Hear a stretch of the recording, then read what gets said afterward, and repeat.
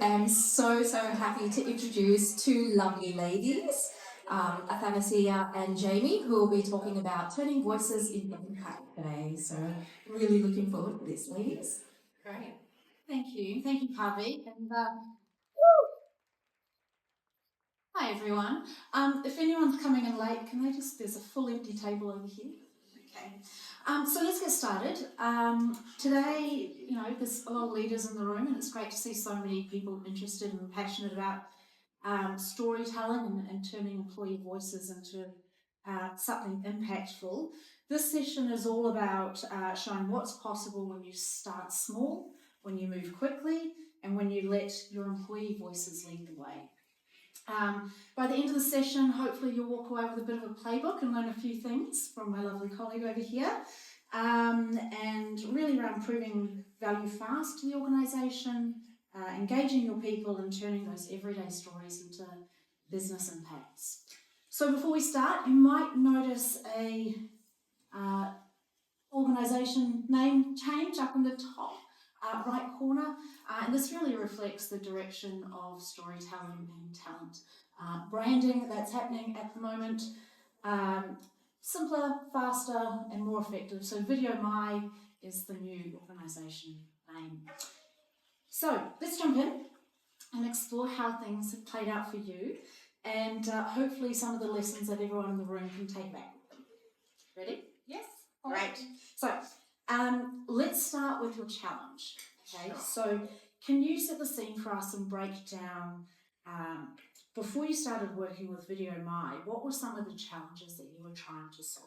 Sure. So earlier this year, two wholly owned subsidiaries of our parent company were merged, and instantly we had EVP, culture, strategy, wiped from really effectively what was two organisations now becoming one. And what we also understood was it was not necessarily the top of the priority in identifying those things or recalibrating those things when we had to look at things like systems, staffing, client retention. So EVP sort of fell by the wayside, not intentionally, but it just naturally wasn't a priority. So that was a bit of a challenge for us, given that year on year we built out a stack of assets and collateral around employer brand and our recruitment marketing campaigns. So just a couple of really minor challenges. Yeah, it was a bit tricky. Going to market as a new brand altogether was a little tricky, Yeah. So in the lead up to today, we've spoken a few times, and one of the things that you talk about is owning the seat that you already have. So how did that mindset help you move from recognising the challenges that you had to taking action? So what I knew was not necessarily high on the priority list, not necessarily something we could move. We couldn't move big rocks at any pace at this stage, but I did know I had budget, and I did know that I was going to use the tools that I had. So use what we have, use the people that we have. So whilst we might not have engagement at a broader organisational level, we did absolutely have it at an individual level. And so just work with the stakeholders that we had, the tools that we had and the budget that we had to be able to build what we needed to with some pace and with some agility. So sorry, just to clarify, when you say you had budget, is that your general talent budget or a specific employment branding budget?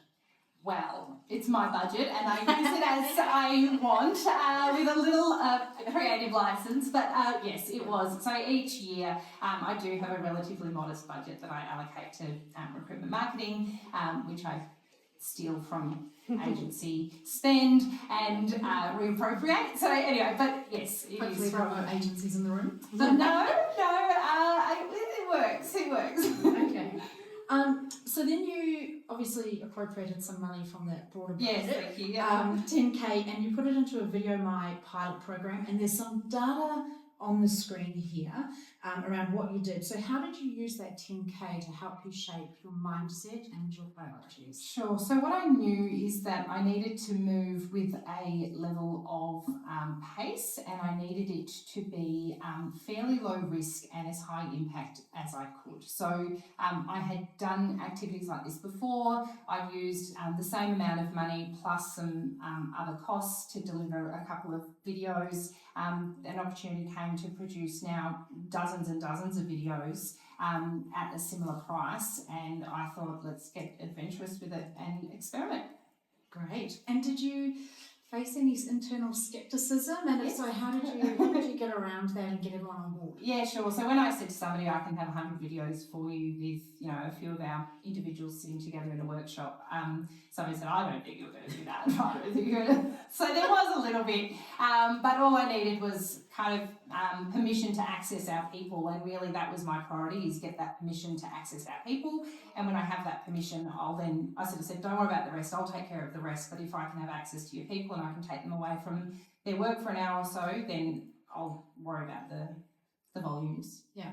Now, I've implemented tools like this in a couple of companies, and one challenge I've always had is getting the enterprise marketing team on board with letting us do it, and I can see some people nodding in the room, so I'm going to ask you, were there any challenges of marketing, and if so, how did you get around it, or if there weren't, why wasn't there any challenge? Sure. So I've had historical challenges with marketing, and it's probably taught me how to tackle it in subsequent endeavours.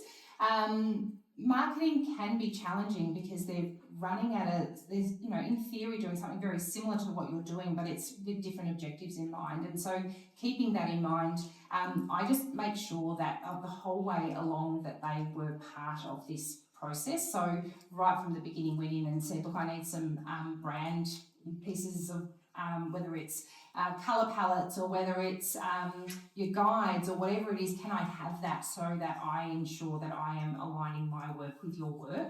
It's going to be different. You can have access to it, you can scale it, or you can multi-purpose it if that's what you want to do. And they were incredibly generous, and I find that time after time that is the approach that works with me. It's actually understanding they're doing a whole heap of work and they're running almost a parallel race with you when you think about the work that we're doing and the attraction piece that we're doing and the engagement out with market. They're doing the same with other sort of objectives in mind. So letting them know that I'm really there to supplement or like elevate the work that they're doing, not detract from it or blur it up. That's awesome. I'm hearing alignment, and I'm hearing a little bit of empathy as well. Yeah, totally. Because I feel pretty stretched as well. Yeah, they are. Okay, so look, let's have a quick look at some of the content that you've created so far in the VideoMy pilot. And I think this includes your story feed and some of the AI-branded assets that get created from the videos as well.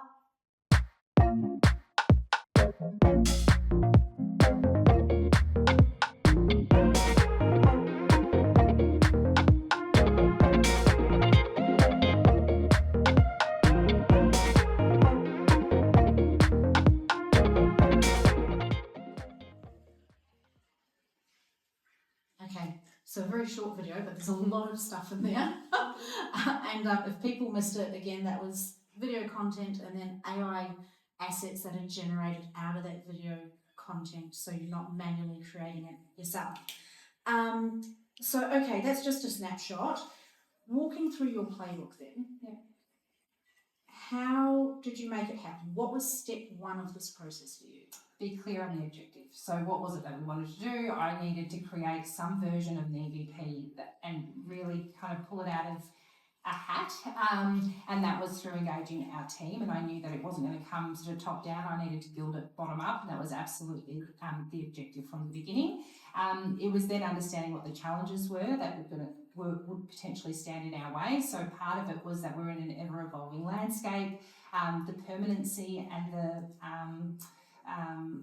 that was probably a big one. The permanency, it was going to look different in February to July and then again in October, and so being able to manoeuvre that was really important.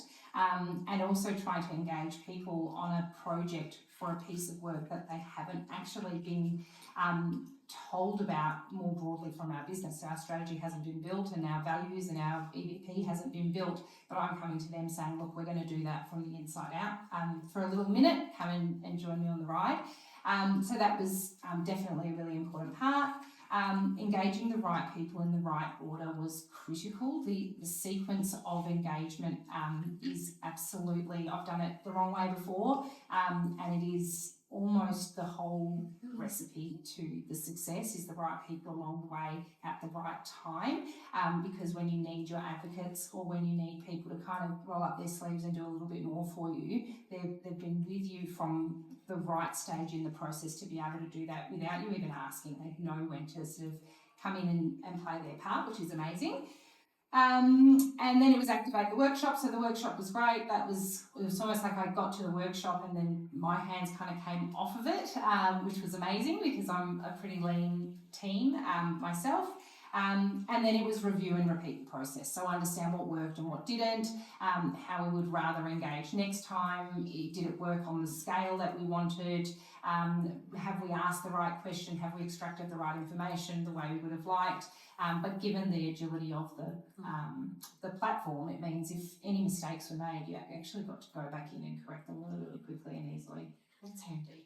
I do just want to ask, how did you go about identifying who the right internal advocates for you were? Because you mentioned you've got it wrong, I've got it wrong before, and a lot of us, it's new for us. How do we figure out who the right advocates are? Understand what you're communicating in the first place. I think be really clear. I think you know who you have in the business, who are your allies, and sound check it with them first. Say, no, I've got an idea, and whatever it is, you may not have the ear of the right person necessarily in the first instance, but you will have someone. You will have somebody in the business who you trust and who trusts you and who backs you, and sound check what you're thinking. I think it doesn't have to be a hierarchical approach. It can actually be lateral. It can be somebody in a team who's having similar challenges. It can be somebody who's had great success with something similar and say, I love what you've done there. I think there are so many opportunities across business, and if you're only thinking in a linear kind of way, then you're forfeiting so much knowledge and backing that you'll get. So it's actually starting, sort of bite size, and then planning out how that approach looks, and then being really clear on the kind of questions they're going to ask. Play devil's advocate on yourself, and give permission for others to also challenge you on that. Great, that's awesome. So if we look back, what was the one thing about using VideoMy that really surprised you that you weren't expecting as you started to lean into this project? One of the things was that I didn't have to do a lot. I don't have a lot of time and I don't have a lot of capacity, and so I did like that I didn't have to do a lot. It sounds lazy, and I was a bit lazy about it, I'll be honest, but I knew once I had the questions set and once I had the workshop locked in, actually the rest was about kind of running its thing.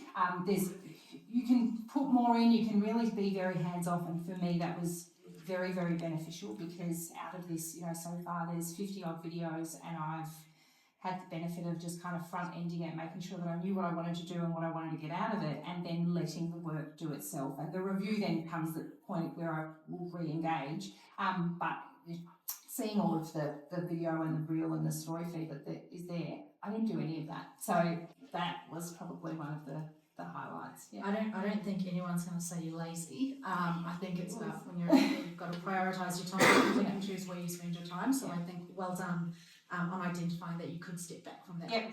Sometimes leaders, we get too far in. Yeah. Thinking of some reflection now, what were some of the things that you learned about your team or the culture? Sure. Once your employee stories started coming through this video process? We are two very distinctly different cultures. We have, incredibly different cultures, and I was a little bit nervous about how they might come through. My vision for the project versus the reality could have been poles apart, and I didn't necessarily know how that was going to land. But the one thing that was so strong, and it was beautiful, and I think we know this instinctively, but you do something like this and you get to see very, very quickly the themes that come through. And whilst we don't have our culture and our values set up on a wall yet, and our 5-year strategy isn't locked in, there is an undeniable theme of human connection and people really enjoying telling their story, and it is beautiful. And every time I was checking somebody's video and playing it, and sort of seeing what we had, I was really quite moved by just how beautiful everybody's story is. And I was sneaking them their previews going, this is gorgeous. And it started that everybody ended up getting their own videos, because that's the thing that came through, is seeing people connect with their story or their purpose or why they're connected to the business and what they're doing. I couldn't have created that. I didn't So make it that gained happen. momentum. Is that what you're saying? There was clarity. When we're saying about reverse engineering an EVP or trying to create our story from the inside out, I didn't script people's responses, but they came out very loud and clear. So That's so good. yeah, it's beautiful. That's so good. Yeah. So if you were going to run the pilot again, thinking back on everything you've learned, what would you have done, or what would you do differently? I think I did really well at getting people curious about what was coming, and so we had a really great rate of people showing up. I think I underestimate just how many people are nervous about being on a screen or a camera or recording their voice or whatever it is. I think it's just me. Apparently it's not. So our conversion rate wasn't as high as I would like. We probably had more people drop off after the workshop than I would have anticipated, and if I was doing it again, I would do what I could at the front end to make people as comfortable as they could be with the concept of what they were about to do, and feel really supported by that. I think I took for granted that more people are comfortable with this kind of activity than really are. Yeah. We found the same thing. Yeah. So we found people dropping out, and we actually did a session where we booked a room for the day and had the talent team in there, ready to video people, so we could Good people idea. on it, and we had some lollies and a little take two, Oh, cute. snack Yes, things. Just make it a little bit fun and Yeah. lighthearted, and so absolutely we found people Yeah. for this. Yeah, we needed to do a bit more of that for sure. Looking at the difference, and we've got some data up here, which is pretty crazy. Looking at the difference between last year's efforts and what you achieved in this pilot, how did you demonstrate value to the business? And I think it's almost obvious from the slide, but I'm going to ask the question anyway. And where have you seen the biggest impact beyond recruitment? Yes, so first part of that is we, year on year, will do the same thing. It's around $10,000. I ran some numbers the other day to get sort of clear on where that was. We had 16 people attend in previous years. We also had we're a national business, so we fly them out from any number of 24 offices. They fly in, they stay for 3 days, they're away from their desk, and they participate in 2 or 3 days of full filming. And for that, which I think ended up costing us about $20,000. In the previous one, it's a 6-month planning. There's 2 days of employees being around for the filming, including B-roll, and the result was 3 videos that we got as final product. And then with VideoMy, we invested the same $10,000 for the video content specifically. We didn't have to fly anybody or move anybody around. It was 1 month from locking it in to the workshop and people shooting and filming. The time that we asked for from employees was 2 hours, so an hour for the workshop and an hour to film, which they did, and nobody complained that it took longer than that, so we're trusting it was an accurate amount of time. And so far we've got 50 videos that have come through, as well as all of the branded work that we haven't had to do. The second part of that question around the other impact is that as I was sharing snippets, some of it was strategic, I'll be honest. Most of it was around the beauty of the stories, but there were a couple of stakeholders that I let have a sneak peek at some of the work. And they could potentially be the supporters or the detractors of something like this. And in fact, they said, how long have you got left on this pilot? I've got a whole heap of other stuff that I want to do. And they are trying to work out what else they can sneak through with even client-facing engagement that they're trying to record, which is really We've got the same thing. Yeah, right. Once they see the benefit of it, it spirals way further than talent. Yeah.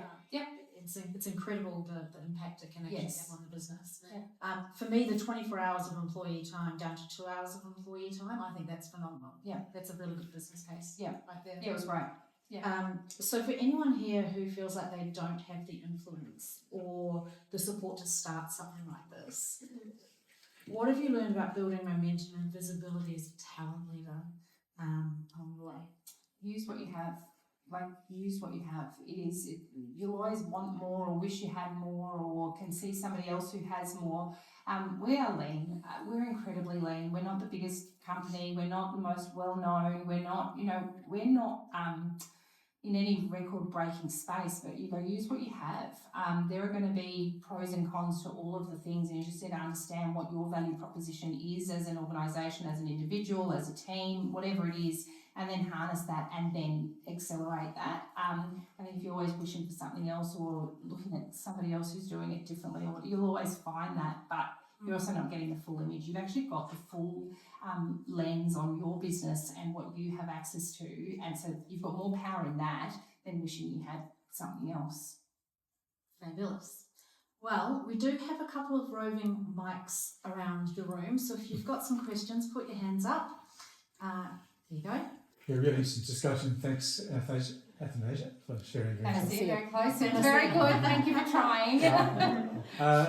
A lot of senior stakeholders confuse employer branding with EVP. And one of the couple of things I heard you say throughout your Q&A was you talked about authenticity and not being too prescriptive with people, but then I also heard you talk about preparing your questions. I was keen to understand how you struck that balance between crafting questions that kind of led your participants in terms of what you wanted them to talk about, but how you sort of maintained that authenticity and really brought out the key EVP themes and got your senior stakeholders to buy into it.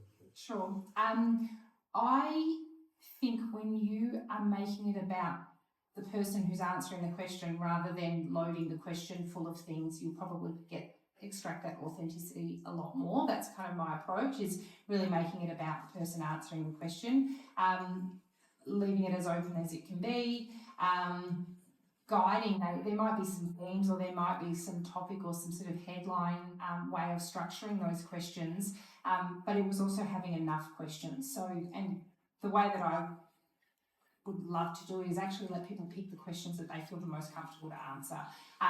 Telling someone answer these 10 questions and then them feeling like you've kind of cornered them into a scripted response, or you're sort of trying to hand feed what you're wanting to hear from them is not my idea of getting an employee to share their story, but giving them an option of which questions resonate the most and which they feel that they can answer with the most authenticity or credibility, I think is how we got that.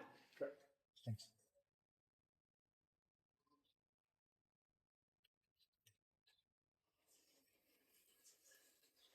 Thank you. This is great, I guess, from a campaign perspective, but have you got any data and metrics that you put over the top of this, I guess, from a success, from a candidate attract perspective? And are you, I guess, looking at what videos are generating more clicks, more likes, more job applications? What, I guess, the data piece that comes after this would be really interesting to hear. Yeah, amazing. We don't have that yet, so we are partway through this and we haven't layered that into this yet. And we are relatively lean. We really are. We sort of go based on a lot of anecdotal at this stage. We do know for a fact that people join our business based on videos that we share with them because they tell us, it was this that got me across the line, or I saw this and it got me to say yes to your LinkedIn outreach or whatever it is. So a lot of ours is anecdotal. We would love to layer it in. Again, I'm using what I have, and it is not access to all of the data mining in our business yet, while they're focused on some other things. But we know anecdotally, yes, it does have influence and impact, but statistically, I don't have the measure yet. This tool does also tell you how many times the video's been watched. So within the tool itself, it will tell you, so you can. That's right. Yeah. I go to my story feed all the time. I'm like, what's our most popular video? How can I use it? Yeah, no, it does. Yeah. It's great. Any other questions? Hi, I'm just wondering what channels you're using to promote the videos. It's an amazing question because with a new business, a new brand, we also now need to create a new website. So our website is not yet fully fledged. We've got 2 websites that we're operating off. We are partway through this. So the intention for this is to leverage the platforms that we can, being our LinkedIn or our individual socials, or sorry, not our individual, as in the 2 separate entities socials, until they're merged together. And then we get the opportunity to utilise the platforms that are built, being our new website and socials. Seek, LinkedIn. I've added a YouTube channel, created a YouTube channel, and pushed videos through that as well. Yeah, we've got a YouTube channel that now needs to be mentioned as well. Yeah, we got rid of our old one and then we got a new one. It's and then fun, isn't it? Feed them through to that. Yeah. Are there any other questions in the room? Otherwise, I've got a couple here that I've been wanting to ask. Go for it. Okay, so I'm really interested in how you plan on amplifying your content, and it kind of links into these social media channels. And you mentioned about your career site, but as talent, do you have access to your career site to do stuff and add stuff, or is that owned by marketing? And do you have access to your social media channels? I am very lucky. I do have access, but I also have a really collaborative marketing team who'll do it as well. So I am very, very fortunate. I'm in a great spot where because of that partnership and because of that true collaboration, I can say, look, can I have this kind of access on our careers page, or can I drive this content to our careers page, or can we post on LinkedIn or whatever? I'm still an admin in our LinkedIn, and I do get to see some of the responses or the reactions that we're getting to certain posts. But I am very, very fortunate in that our marketing team will run that with us. And yeah, there's a true desire for cross success, which is good. That's great. Yeah. I don't want to hog the questions. I do have more, but if there's anyone? Okay. If this pilot became a blueprint for every talent team, what would you want them to copy first? I would say be really clear on what you want, get planning, and be ambitious and adventurous. So being ambitious and adventurous gives you so much license to think bigger than you probably thought you could, and then achieve in line with that. You know, sort of that saying around shoot for the moon and you'll land on a star or whatever. It's kind of like that, you know, be super ambitious. You'll be surprised at what you can achieve if your ambition actually fuels that within the business and amongst others. So yeah, that's what we did. Perfect. And then my final question is the one you've got? No? Oh, okay. Looking ahead, how do you see employee storytelling continuing to shape your strategy ongoing? So next year, the year after, how are you going to build on it? We have built on it year on year. We are really proud of hearing from the voices of the people in our business. It's kind of a no-brainer. It doesn't even get raised. It is a no-brainer. When you hear the voices of others across the business, it is half of your work, if not 80% of your work done. It is who the business is. I think it's super compelling. You cannot be everything to everyone, and nobody wants you to be. And in fact, that's the point, is understanding the uniqueness of your team. And so we'll absolutely continue to do that year on year. Yep, without a shadow of a doubt. Thank you so much. Thank I you. really loved hearing your. I've got more questions, but we'll take them offline. And thanks everyone for coming along. Thank you.